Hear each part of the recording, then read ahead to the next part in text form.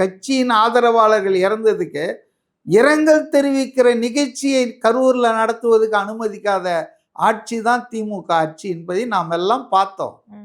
இல்லைன்னா அவருக்கு என்னங்க மகாபலிபுரத்தில் இத்தனை லட்சம் கோடி செலவு பண்ணி எல்லாரையும் இங்கே இட்டுன்னு வந்து கொடுங்க.